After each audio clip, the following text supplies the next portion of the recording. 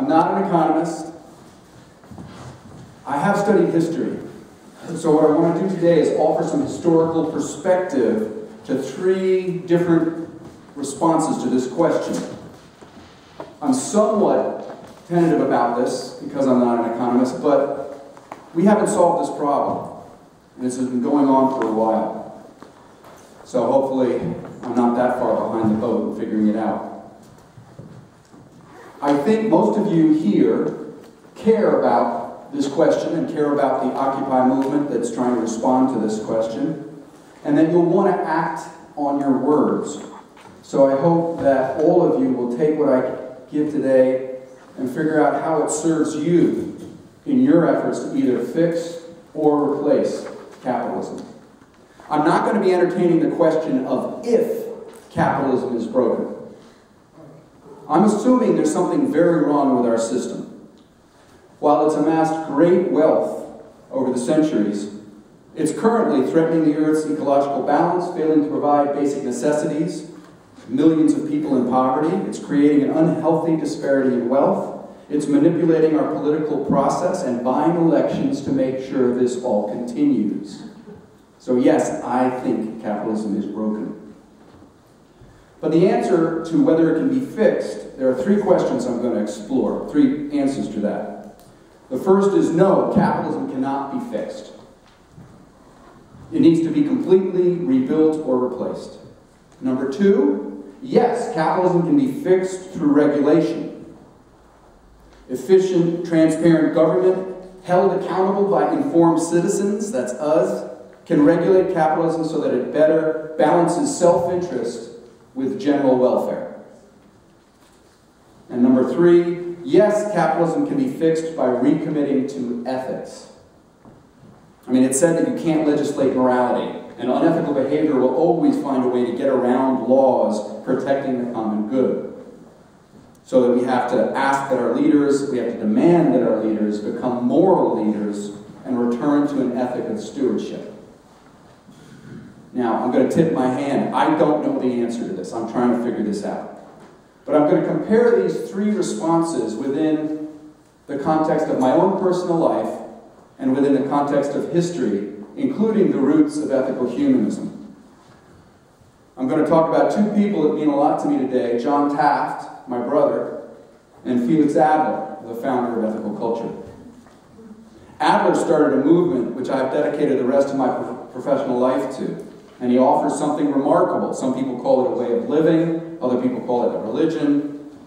Many of his ideas inspire me to try to make the world a better place. My older brother John wants to make the world a better place too, as he explains in his new book. He's inspired by my grandfather and other ancestors who dedicated their lives to public service. But John speaks from within the belly of the beast. He spent his life greasing the wheels of capitalism in the fairly controversial financial services industry. Ever since we stopped fighting as children, John and I have had a good relationship. We aren't together a lot, but when we are, we enjoy each other's company. We don't see eye to eye on all political issues, but I admire a lot about his political stances, including his very fervent demand for the rights of LGBTQ individuals. And I love him as my brother. And this book is written from the heart, and I can't take any cheap shots at it. He's, like me, trying to bring out his best. Nevertheless, it adds an intriguing layer to this talk. Years of therapy will be tested. Okay, to the question, can capitalism be fixed? Capitalism cannot be fixed. One response. I'm going to begin by quoting from my team of economic advisors, John, Paul, George, and Ringo. You say you want a revolution. Well, you know we all want to change the world. You tell me that it's evolution. Well, you know we all want to change the world. I want to change the world. I'm not so sure about revolution. Revolutions are scary. You don't know where they're going to end. And looking at history, quite often we assume that it has to have taken the path that it did, but I don't really believe that.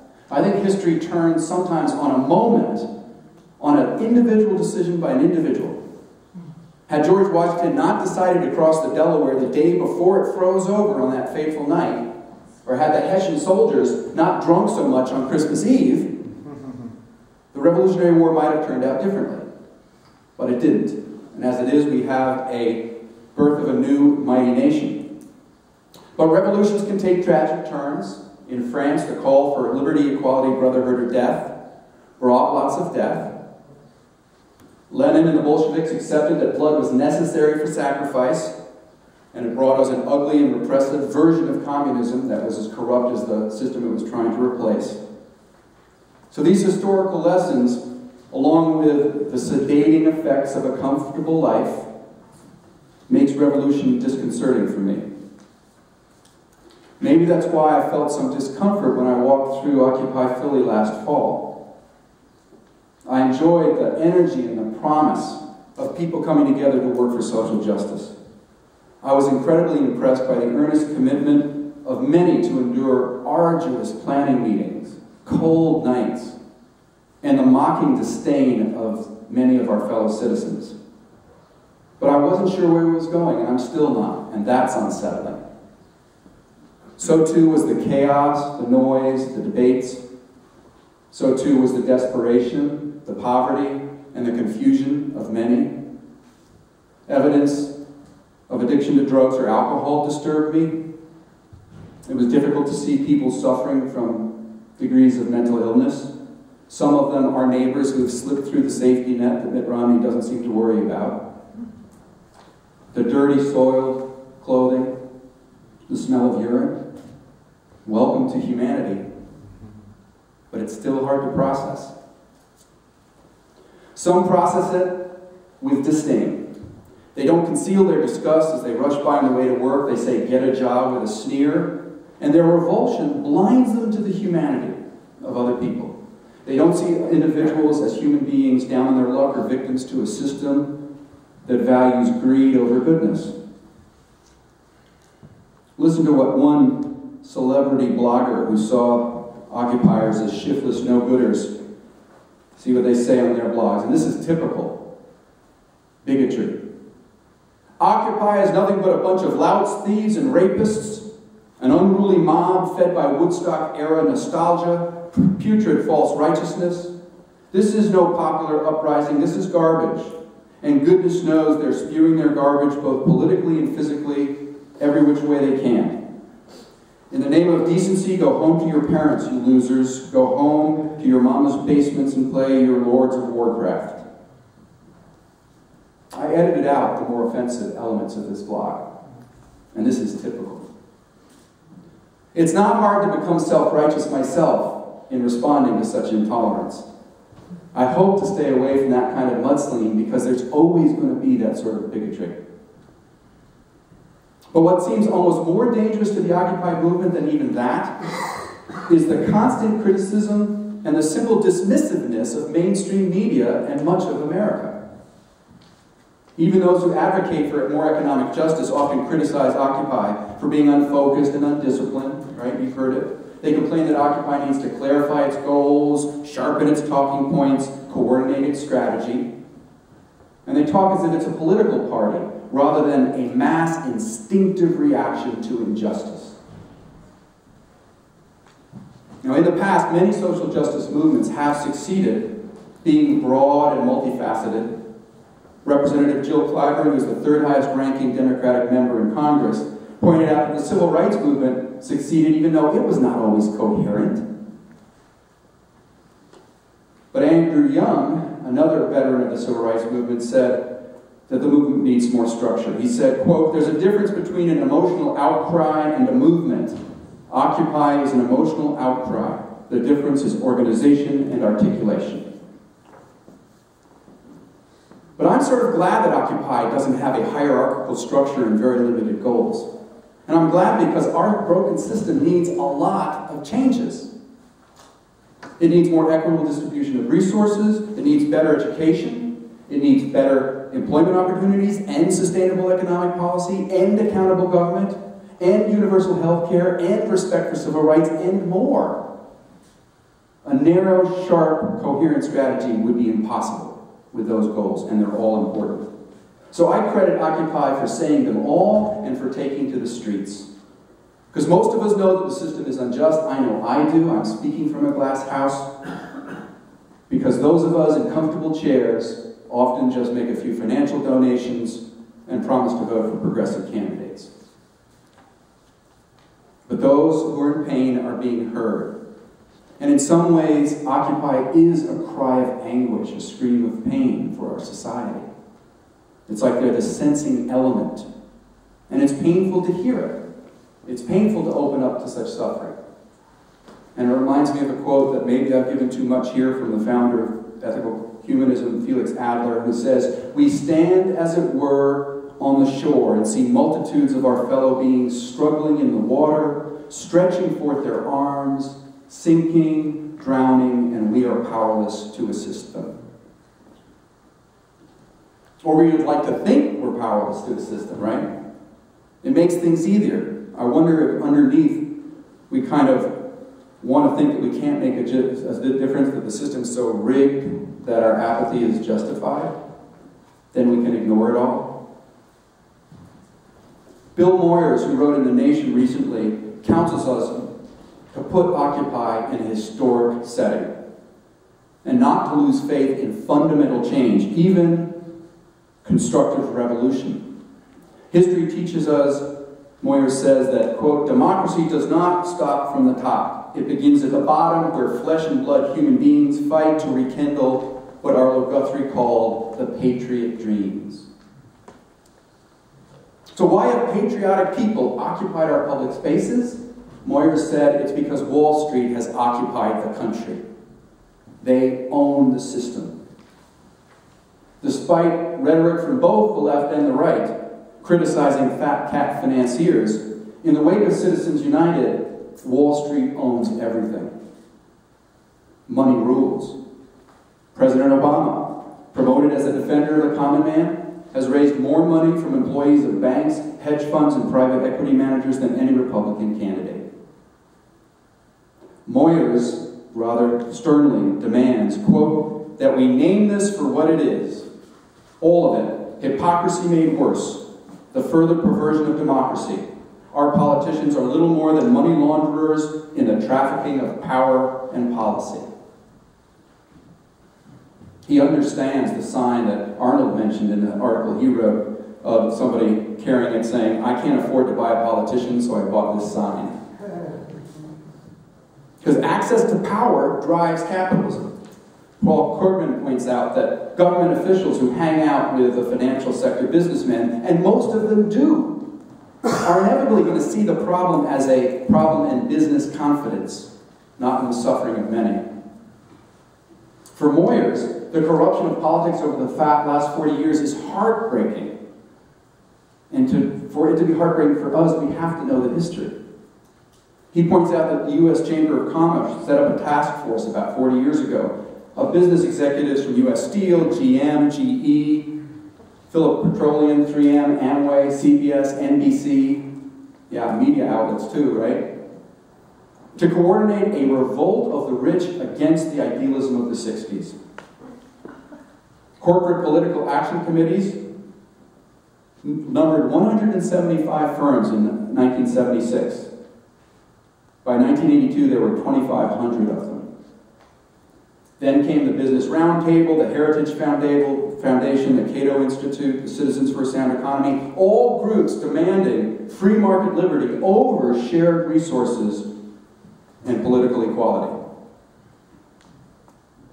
Moyers notes that, quote, "after 40 years, veritable crusade against our institutions, laws, and regulations, against the ideas, norms, and beliefs that helped create America's iconic middle class, the Gilded Age is back with a vengeance."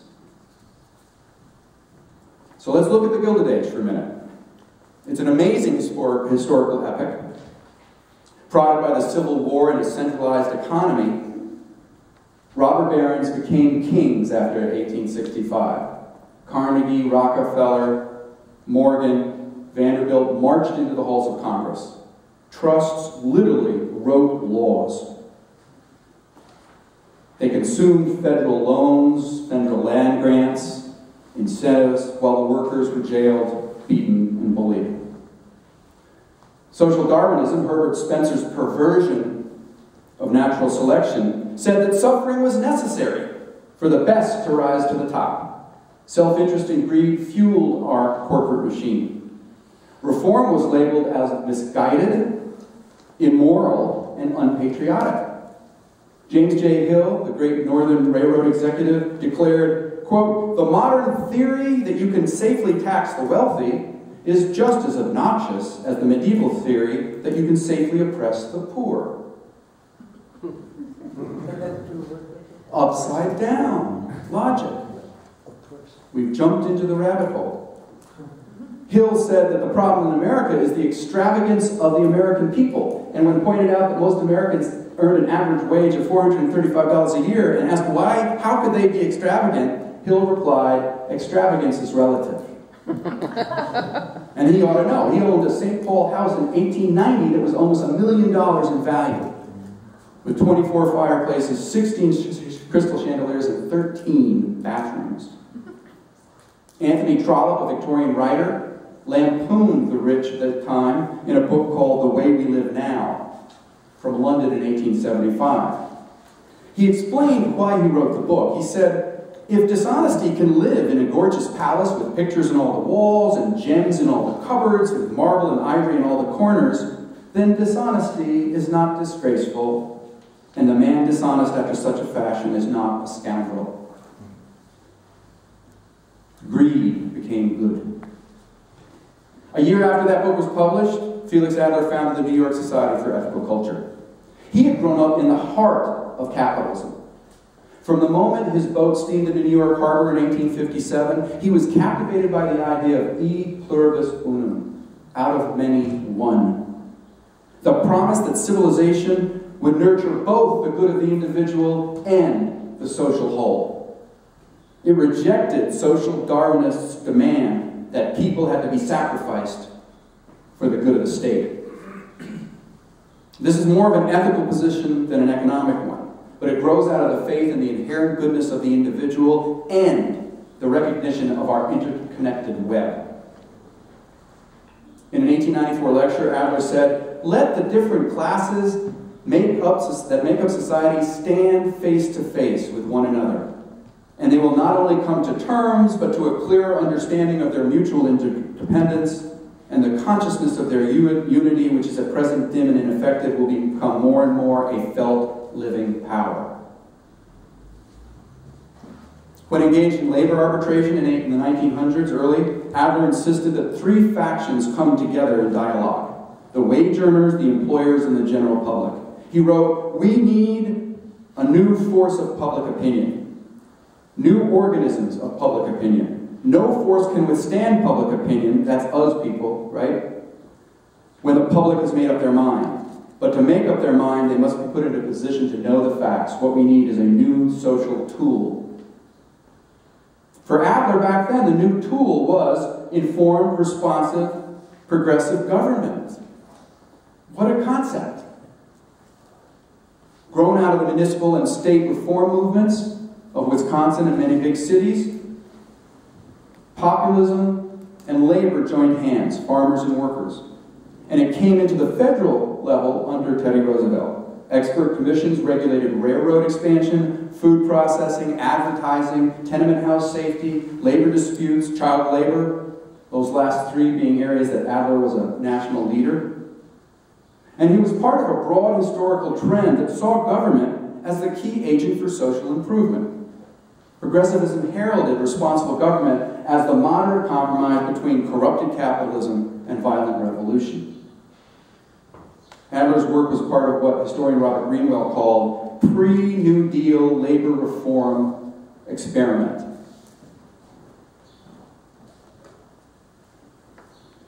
So this frames our second response to the question, can capitalism be fixed? Yes, it can be fixed through regulation, is the second response. So my economic team, the Beatles, continues, "You say you've got a real solution? Well, you know we all love to see the plan. You ask me for a contribution, we're doing what we can." What is our plan? How are we going to do what we can? 100 years ago, when revolution shocked the world, and the robber barons only made things worse, progressives eased the fears of the middle class. Progressivism was a middle-class movement. Let's not pretend it was left-wing. But they brought the best and the brightest into Washington and asked them to regulate the industries so that they all generated moderate profit and balanced self-interest and general welfare. World War I and the Russian Revolution dimmed enthusiasm for rational planning, and Americans got diverted by the amusements of the Roaring Twenties enough. But when the stock market crash came, back came the cry for planning from above. These progressive reforms and regulations came back in Franklin Delano Roosevelt's New Deal in the form of the Federal Deposit Insurance Corporation protecting the savings of common people, government-sponsored mortgages to help the homeless, the National Labor Relations Board to protect the workers, Social Security was established, Security Exchange Commission to watch Wall Street. Progressivism was revived again in the 1960s with President Johnson's Great Society. Civil rights legislation, Medicare, Medicaid, Head Start, food stamps, aid for colleges, and more. All of these showed that government could be an agent for humanizing our economy. But today, such programs are punching bags for the Tea Party and the right wing. From Nixon, through Reagan, through Clinton, and the Bushes, deregulation and privatization sent us back to the law of the jungle. In hindsight, the blind faith of people like Alan Greenspan that the free market would solve all our problems seems ludicrous. The housing bubble came at us and should have been seen and wasn't. People were too giddy in the profits being made. Now, Joseph Stiglitz, in his book Free Fall, discussed how our recent collapse might provide sort of a collective near-death experience that would help us reevaluate our priorities and values. There was a little window for that. He said that now we have to appreciate that government needs to play an active role in regulating markets to prevent the kinds of failures we have just experienced.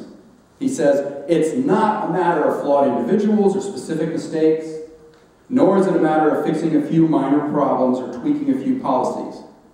We now have the opportunity to create a new financial system that will do what human beings need a financial system to do, to create a new economic system that creates meaningful jobs, decent work for those who want it, and one in which the divide between the haves and the have-nots is narrowing rather than widening. He continues, most of all, we have to create a new society in which each individual is able to fulfill his aspirations and live up to his potential, in which we have created citizens who live up to shared ideals and values, in which we have created a community that treats our planet with a respect that in the long run it will surely demand. These are opportunities. The real danger is that we will not seize them. I fear that window for seizing these opportunities is already closing. As in a part to try to seize the opportunity, a small piece of legislation, the Dodd-Frank Wall Street Reform Act, was intended to promote these sorts of reforms, to end too big to fail, to increase transparency and compatibility, and to end taxpayer bailout of the wealthy and the corporations, to protect consumers, and so on. And those all seem like admirable goals, but I don't know if it's enough. Besides, the right is still blaming government and the regulations and the taxes necessary to fund them for the problem. It's like we haven't learned a thing. So, is it possible that we need an additional element to fixing capitalism? In a very non-economical solution, more ethical behavior on the part of our leaders within capitalism. So the third response that I want to play with is, yes, capitalism can be fixed if people were more ethical. Hit it. You say you'll change the Constitution. Well, you know you all want to change your head. Tell me it's the institution. Well, you know you'd better free your mind instead. So maybe it is up here and here. As I mentioned earlier in this talk, one argument given is that all the laws in the world are not going to stop people from doing things unethically. That the complexity of capitalism gives grand opportunities for the knowing few to take advantage of the unknowing many. Derivatives. What a casino that is. The complexity of capitalism makes it possible for people to be taken advantage of in ways that we couldn't imagine. So where does one start if ethics is at the problem, is at the core? Where do we start when this problem has been, really for the last couple of centuries, embedded in our culture? Felix Adler starts with a strong sense of ethical obligation. He was very aware about how the 1% needed to behave better. Maybe it was the 10% back then, I'm not sure. But his answer reflects this paternalistic idealism that I embrace only in part. I think he means well. He says, no one ethically has the right to possess great fortunes that are accumulated under modern systems of wealth. Luxury and excessive wealth undermines personality and hinders its further development. Since the present system of ownership cannot be readily changed, we should individually consider ourselves the stewards of wealth. No one has a moral right to excessive wealth derived from the contributions of others, but the idea of stewardship should be held with fear and trembling. Those who have the advantages of good fortune have an obligation of social responsibility. Adler tried to nurture this sense of obligation in the New York Society for Ethical Culture. He started a businessmen's group. They met for lunch at the New York Society on a regular basis. And he said it was dedicated to overcoming, quote, mountains of selfishness and acquisitiveness in order to ethicize our economic life. That would be laughed at by many economists. Is that possible? Can we ethicize our economic life? Well, he suggested a few things to do that. He suggested that landlords reap no more than a 3% income on their investments. He urged that a graduated income tax be placed 100% on any income over and above, quote, amply sufficient, the amount amply sufficient for all comforts and true refinements of life. Well. Yeah, pretty high bar. Devil's in the details.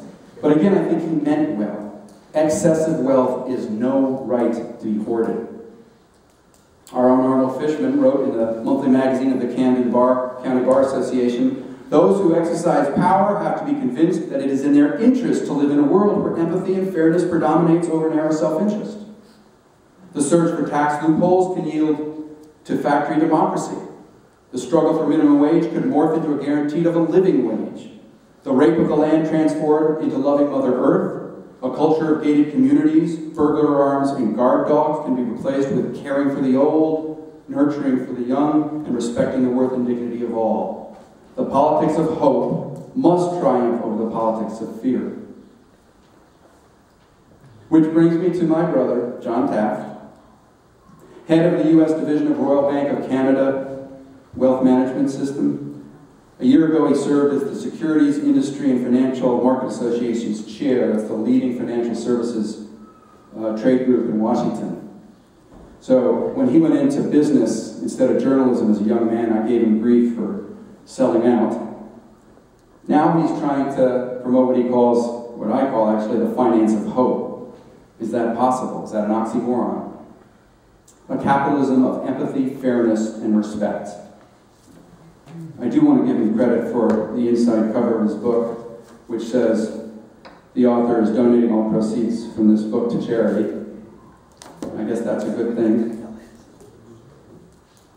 In this book, Stewardship, Lessons Learned from the Lost Culture of Wall Street, John's offering ethical advice. As a contributor to crafting the Dodd-Frank legislation, he admits, quote, no amount of legislation and no amount of regulatory rulemaking will ultimately be able to overcome or compensate for failed leadership. He quoted a French revolutionary poet who bemoaned the existence of too many laws, too few examples. He and I share the benefit of inspiring examples of expired leadership, our ancestors. It's driven us to work hard and to know how much more work we have to do. And it's made us appreciate that dedicating ourselves to something beyond self-interest is what we want to do. The current formulation of principles guiding John is summed up in the term stewardship. And I was intrigued when I saw Adler use that term, when he said that those of us privileged enough to live comfortable lives should be stewards of wealth, that we should hold stewardship with fear and trembling. I believe for both my brother and for Adler, the meaning of the term is similar. For my brother, stewardship, quote, means accepting accountability for the impact of one's own actions, the impact of the organization one is leading, and the impact of an industry one belongs to on the larger community. For him, stewardship involves integrity, purposefulness, humility, accounting, and the foresight that's reflected in the Native American tradition of looking 7 generations to the future. He concludes his book by warning that we're facing a fateful choice. He says, on the one hand, the path of sustainability, on the other hand, the path of ruin. The paths are marked and defined by our willingness to embrace and act on our stewardship responsibilities, to make our lives about serving others, to embrace as our mission leaving the world a better place than we found it. I don't know if Wall Street financiers can do that or not. I appreciate that my brother, who I love, is attempting to bring these ideas up from the belly of the beast. And he is getting grief from both the conservative financiers, who say that he's naively grandiose, and people like me, who say he's insufficiently radical. I'd like to believe that a spiritual or ethical revolution of the 1% would make our path a little bit more easy. It's maybe something we can work on uniquely here at the Ethical Humanist Society. But I don't think that's going to provide enough. I think we need systemic change. The past fall, Reverend Jesse Jackson reminded us that Occupy could lead to, quote, economic reconstruction. To succeed as a powerful movement, he said that Occupy must be, quote, disciplined, focused, and nonviolent, and able to turn some of their pain into power. A couple of months ago, the board of the Ethical Humanist Society of Philadelphia voted on and passed the following simple resolution. The Ethical Humanist Society of Philadelphia supports the Occupy movement in its quest for economic justice.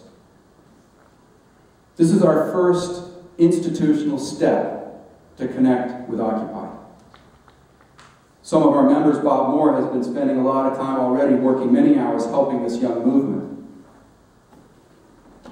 We've offered our building for use by the occupiers for meetings. This is an institutional second step.